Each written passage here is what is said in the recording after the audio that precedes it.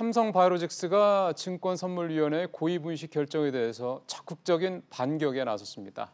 자사 홈페이지에 A4용지 8장 분량의 증선이 주요 결정의 내용에 대한 반박을 조목조목 달면서 이렇게 반박에 나선 건데요.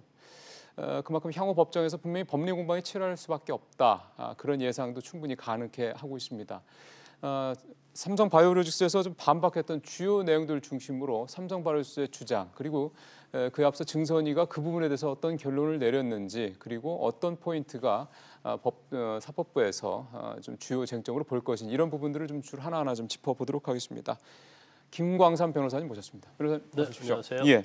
일단은 오늘 뭐 굉장히 좀 사실 반박한 내용이 분량적으로도 꽤 많은 편인데 뭐 그걸 다 일일이 설명드릴 수는 없고, 변호사님 보시기에 조금 의미 있다고 볼 만한 포인트는 뭐가 있었습니까?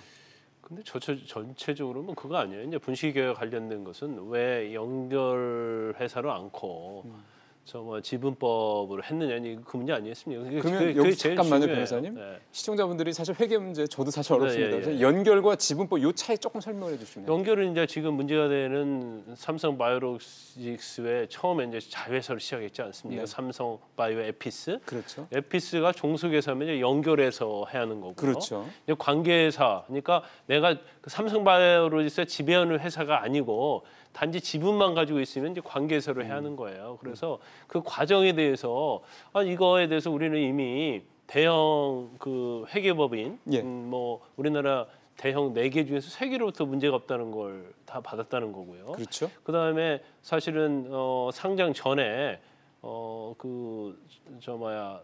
금감원에서 공인회계사협회에다가 감리를 유탁했거든요. 근데 거기서 문제가 없다고 했었다. 그리고 이제까지 금감원에서도 이 부분에서 문제 제기하지 않고 처음에 연결하는 게 맞다고 얘기를 했다. 그러니까 종속회사, 자회사로 하는 게 맞다고 했다. 그랬는데 이제 태도가 변했다. 그러니까 그 과정에 관해서 이제 설명을 쭉 한 거고요. 그다음에 가장 이제 주장하고 싶은 것은, 삼성이 주장하고 싶은 것은 그건 같아요. 아니, 설사 금감원이 주장이 뭐 맞다고 하든 우리 주장에 맞든 기업의 본질 가치에는 문제가 없었다. 이게 핵심인 것 같아요.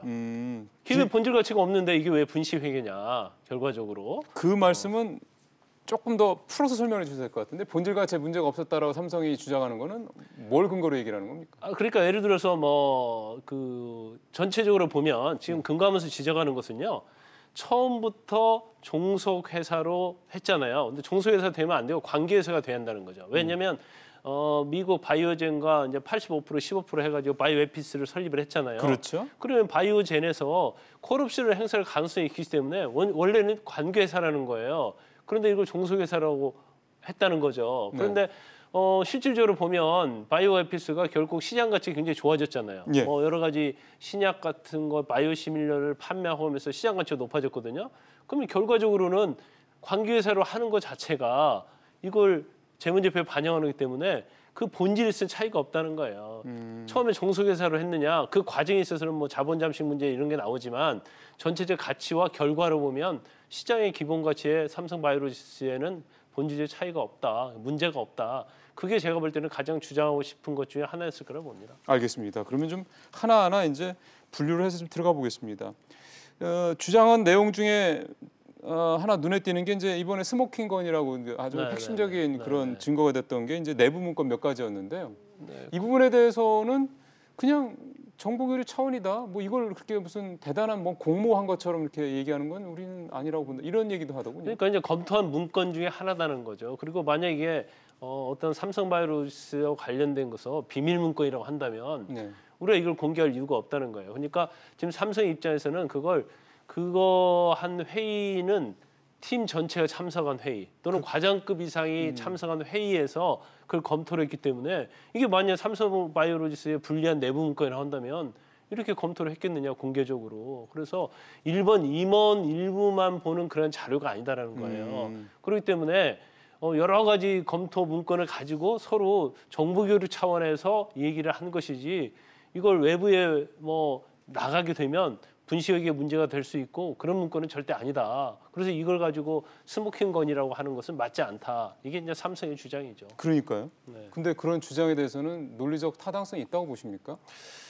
그건 일단 문건 자체의 성격을 좀 봐야 한다고 해요. 그러니까 꼭 우리가 일방적으로 이건 비밀 문서고 삼성바이오로스의 분식 회계를 위해서 미리 계획을 한 것이다.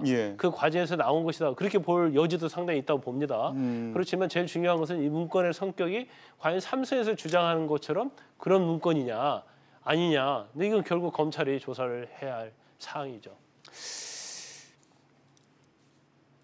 회계 변경을 안 했어도 우리는 상장할 수 있는 요건을 다 갖추고 있었다. 이런 얘기도 이번에 했더군요. 네네. 일단 뭐 주장하는 건 그거예요. 그 당시에 상장할 당시에 이제 상장 요건이 시가총액 6천억 이상, 그리고 자기 자본이 2천억이거든요. 근데 삼성바이오로스가 제가 알기로는 그 상장할 당시에 자기 자본 2천억을 훨씬 상회했죠. 그렇죠. 처음에 6,300억, 그다음에 유상증자 통해서 2,300억인가를 증자를 했어요.